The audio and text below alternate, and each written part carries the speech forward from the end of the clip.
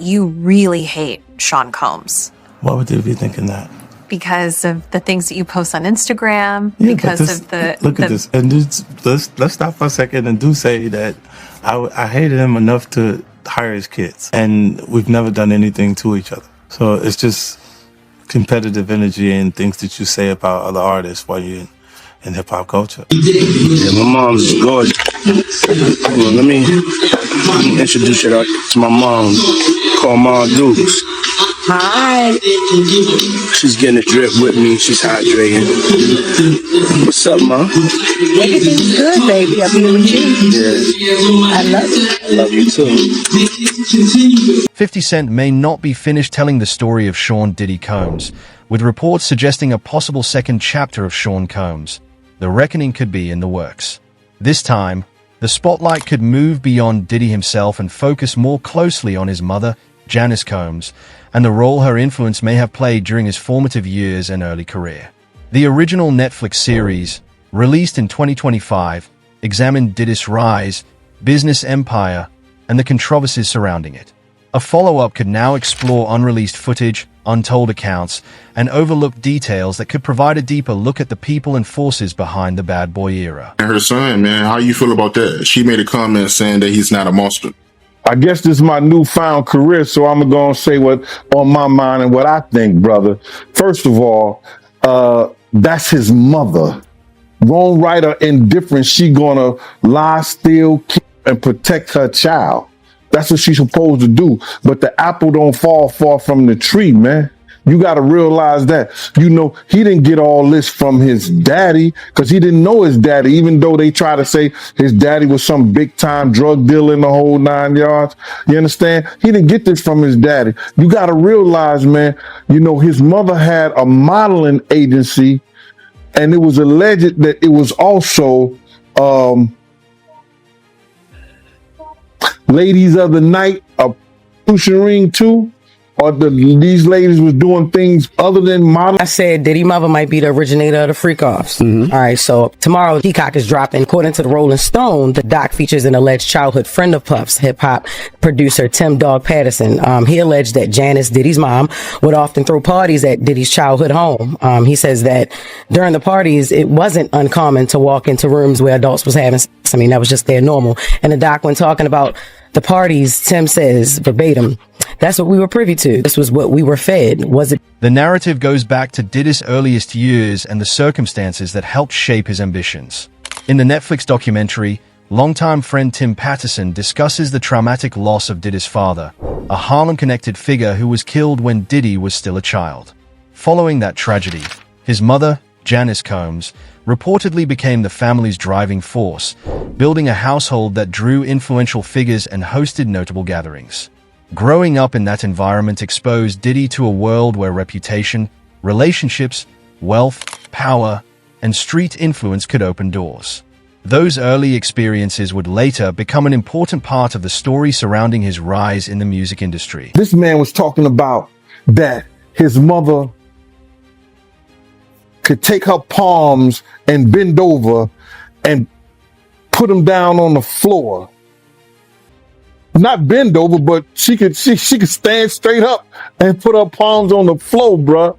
He's saying that about his mother. Who describes any of their mother action like that in a sexual way? And then, you know, I don't know how many dudes do kiss their mother in their mouth when they 50, 60 years old or something like that. That's them. That's their whole thing, man. But that was a little kind of weird for me. And then his mother wore the same white fingernail polish that Cassie described that he liked to see her and other models in when she was describing her lawsuit. And what's crazy to me is that, man, it seemed like him and his mother had this. I don't want to get too deep, man. But why you believe she knew about the freakos? Because one of the witnesses said she was there. And then you remember this, bro? Check it out. People tell off on themselves so much, man. And I don't understand when people don't catch it.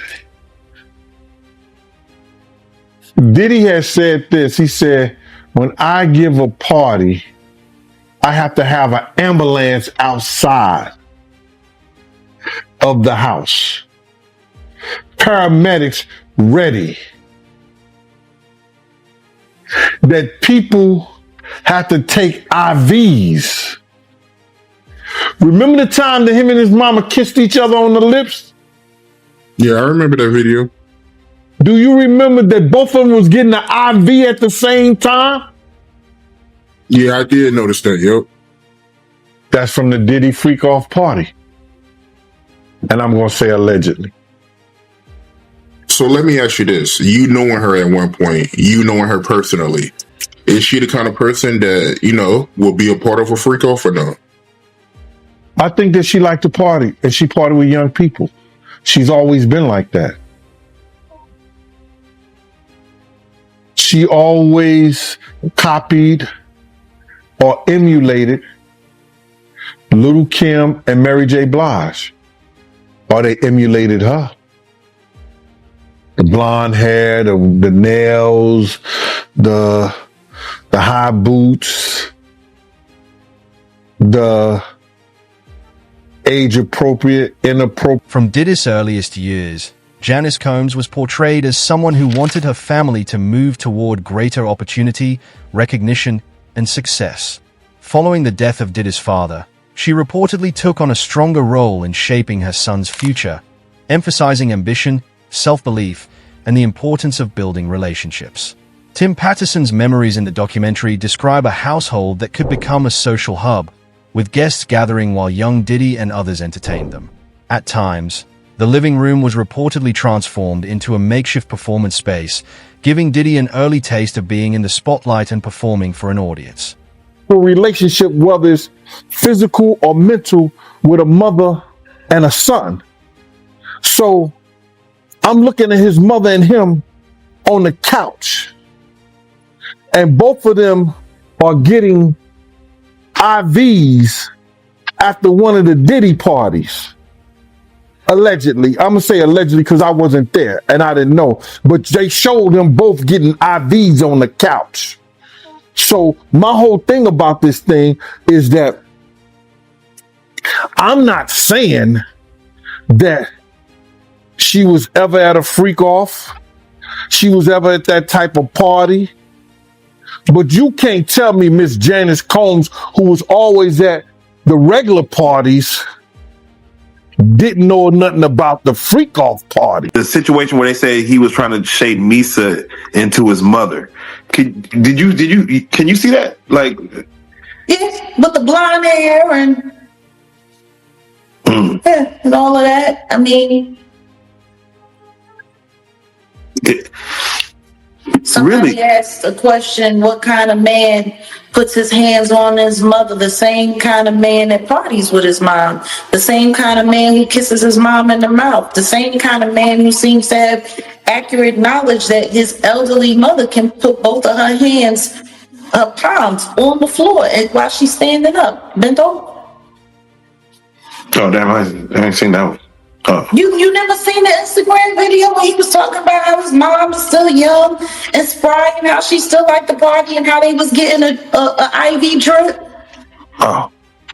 Damn. And she was kissing him in the mouth on the video. It was like, yeah, my mom can bend over and touch the floor with her palms. It's a very, very, very weird relationship.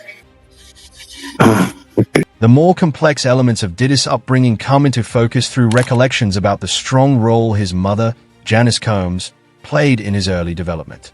Individuals familiar with the family, including Gondil, have described moments that they felt revealed an unusual or uncomfortable dynamic between mother and son.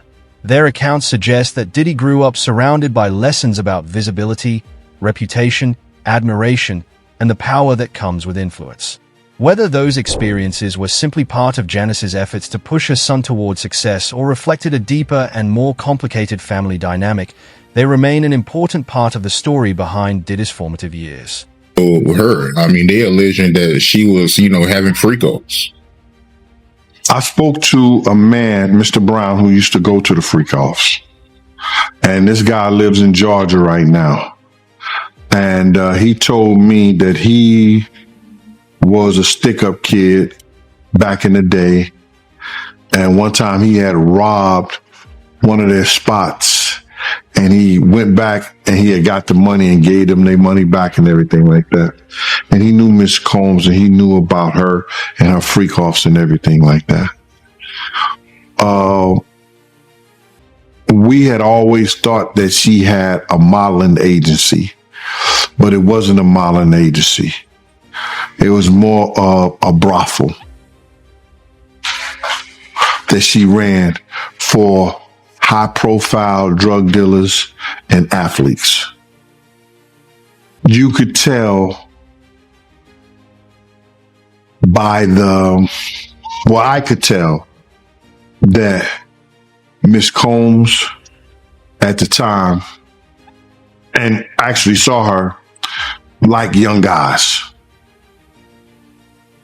She came at me a couple of times back in my heyday, before the extra 75 pounds back then. And the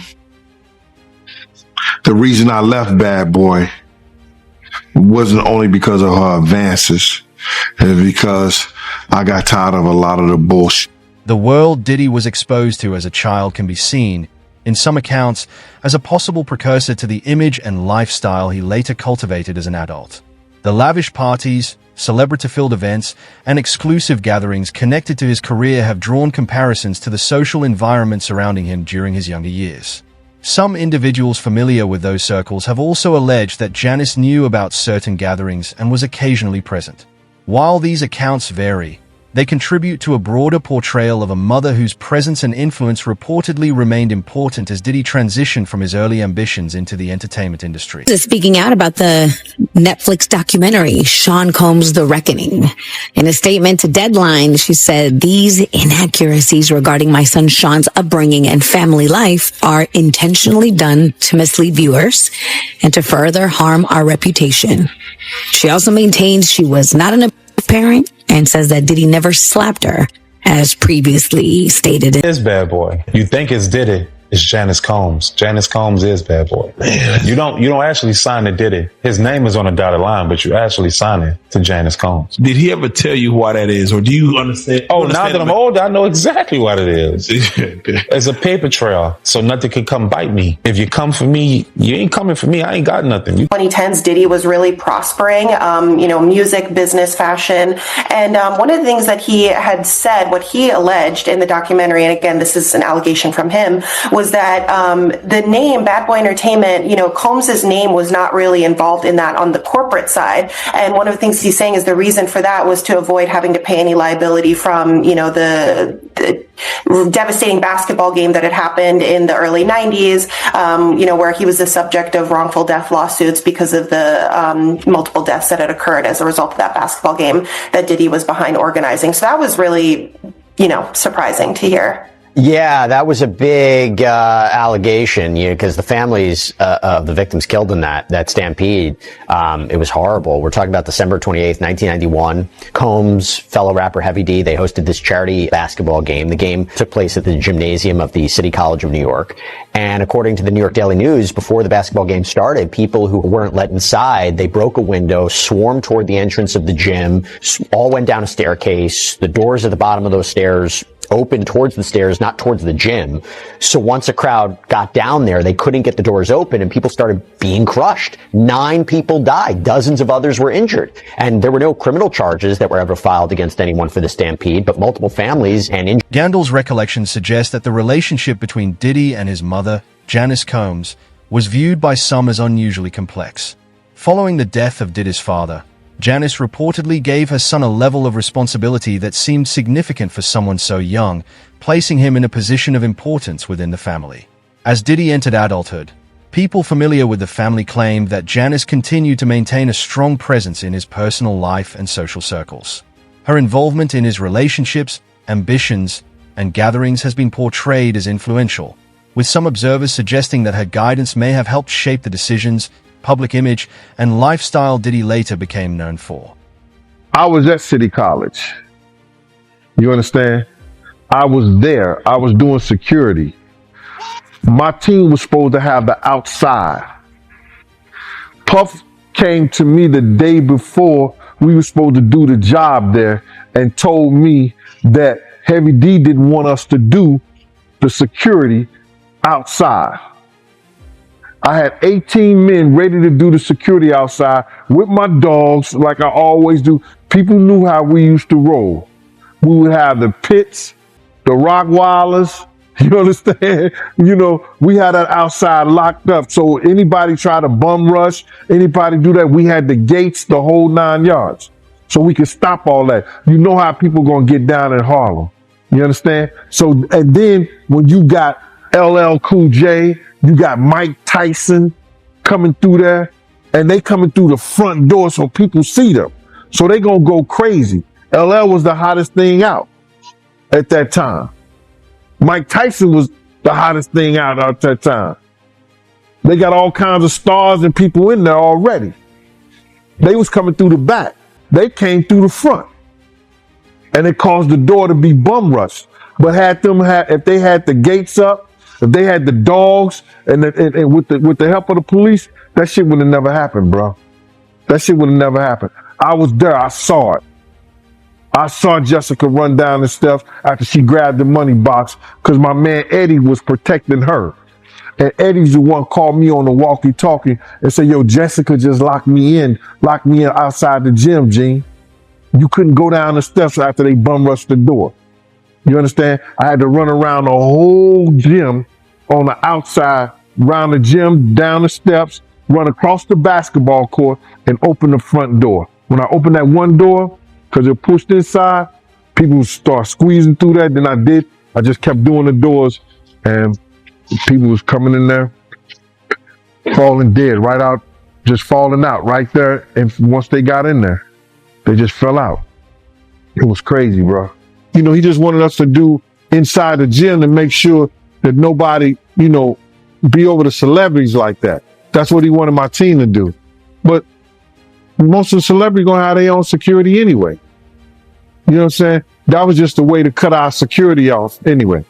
So he cut the security and he got the FOIs, and the FOIs left their post, and that's how the people bum rushed the door, and 9 people died by going down those corridors. And you blame Diddy for that? Yeah, I do.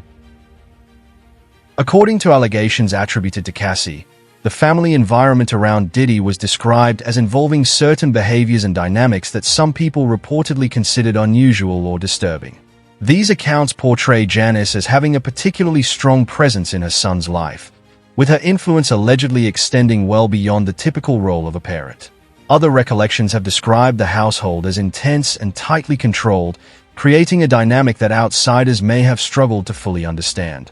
If these allegations and accounts are accurate, they raise questions about whether Diddy's private upbringing had a greater impact on his personality, relationships, and understanding of influence and authority than the public previously recognized. The freak offs that his son is there. Like, it seems like he likes to get down with his kids. Yeah. But that wasn't all. Just to hear Little Rod say, like, the boys were around. Roger Bonds talked about the children as well. What kind of parenting relationship is that? But then again, that goes back to the conversation of Lori Harvey, Steve Harvey's daughter. It was all known that she was spotted in them streets with Justin, and then she was spotted in them streets with Diddy, and they all tried to sit there and pretend like that wasn't what it was. Like, I don't know if anybody has not noticed, but ever since Diddy got pinched, they've all been trying to pretend like all of the stuff that we've seen that happened, that they was all in. Lawyers for Sean Diddy Combs trying to stop the release of a Netflix docuseries due out today. We have to find somebody that'll work with us that has dealt in the dirtiest of dirty business. The series contains never-before-seen footage of Combs debating strategy with his lawyers in the days leading up to his arrest in New York last year. I am going to let you professionals look at the situation and come back to me with a solution. It also includes video of Combs greeting fans in Harlem. Off my back, bro. Lord, you win. I'm gonna win. Lord, you win. Be with it. I'll accept it. And then saying this about the interaction moments later. I need some hand sanitizer. Hold on. I got. I've been out in the streets amongst the people. Yeah, I gotta take a bath. Like the amount of people that actually I'm coming in contact with, like that's what I have to do. You know what I'm saying?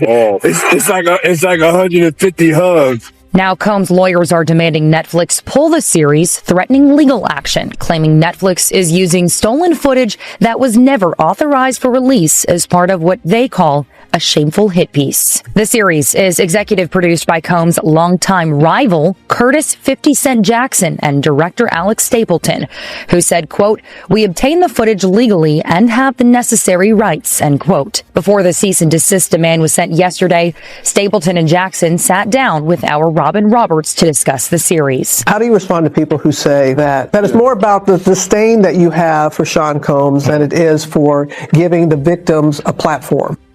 It's not personal. The show is not completely the perspectives of people that did not like Sean. Not everyone needed to have an allegation. Looking back on Diddy's early years, various accounts portray a childhood shaped by a highly social and sometimes intense household atmosphere. Janice Combs was reportedly known for hosting gatherings at the family home, where a steady stream of guests and acquaintances would come and go, with her often positioned at the center of the activity. People familiar with the family allegedly viewed this environment as a normal part of Diddy's upbringing. Being exposed to those social circles from a young age may have given him an early understanding of status, networking, influence, and power, ideas that would later become closely associated with the public persona and business empire he built in the music industry. Justin and Christian are teasing a new docuseries about their family. Justin and Christian King Combs appear in a new trailer released December 28th to Instagram by Zeus Network's founder. In the trailer, Justin and Christian sit on a couch in a screening room while a series of headlines about their father cycle on screen. At the end of the trailer, Justin's phone vibrates and he answers a collect call from the Fort Dix Federal Correctional Institute, where Combs is currently behind bars. No release date for the docuseries is given, though the teaser says viewers can expect it at some point in 2026. Combs shares Justin with ex-Misa Hilton and Christian with the late Kim Porter. The rapper is also dad to 34-year-old son Quincy and daughters Chance, 19, twins Delilah and Jesse, also 19, and Love, who is 3 years old. Combs was transferred to Fort Dix from the Metropolitan Detention Center in New York in late October after he was sentenced to 50 months in prison on Network has a new Diddy documentary coming out, and this time it is coming from the perspective of Diddy and his sons. All the time I thought we were about to leave Diddy in 2025. Well, this documentary is coming in 2026. And a lot of people, just like myself, are already not feeling this new documentary coming from Diddy's sons. A lot of people aren't happy about it and actually shocked that the owner of Zeus Network, Lemmy, is doing this Diddy documentary. But what a lot of people fail to forget is Lemmy and Diddy have been friends for quite some time. Of his children arriving in court for day one of their father's trial in New York, hands gripped in solidarity. Do you still believe your dad's innocent? How did you feel hearing that testimony? Have you apologized on behalf of your father? Do you believe your father's innocent? Do you still think your father's innocent? Your daddy does for you! Your daddy does for you for abusing women! That's wrong! You cannot do it! The family, the foes, the joy, the pain, our voice, the loyalty, the betrayal, the pride, the love, the hate, the truth, the lies. And Diddy calling from Fort Dix. This is a prepaid collect call from Federal Correctional Institution, Fort Dix. When they released this trailer last night, there were so many comments to Lemmy and Zeus Network that they did not want to see this. A lot of people feel like this whole new documentary is just a PR narrative, once again being pushed by Diddy and his sons to try to clean up his image. And after hearing certain things on 50 Cent's Netflix documentary, we have to go back in time and remember what we were seeing during trial. Even when it came to Diddy's sons, Christian and Justin Combs, they both came on 2 separate occasions to trial wearing a free Sean Combs shirt. The first one to do this was Christian Combs during Jane's testimony, and you're not supposed to wear this stuff in front of a jury to try to sway their opinions. And the judge actually told him he had to leave and take it off. And then literally like a week later, Justin did the same exact thing. It was taken out of the courtroom by the judge. And we already saw the videos in the Netflix doc of Diddy talking to Justin, saying he needed to push out certain content to control a narrative. During the trial, there were a lot of things going on that I could see that to me felt like it was just straight PR. Do you remember all of these people that were wearing the free Diddy shirts? And it was actually a meme coin. As expected, 50 Cent caught wind of it hitting the news, hitting the blogs, it being on the timeline yesterday that Diddy's sons, Sean and Justin, will be dropping a docuseries of their own to tell their side of the story, their experiences, and how they view things on the Zeus network. With 50 Cent put it up on his Instagram page, and he promoted the trailer when you look at it from the other side of it on the marketing side, but he knows it plays back into the doc that he just dropped as well with the reckoning. He put it up and said, wow, I want to see this show. I'm not sure this was a good idea. And he tagged Ed 50 Cent.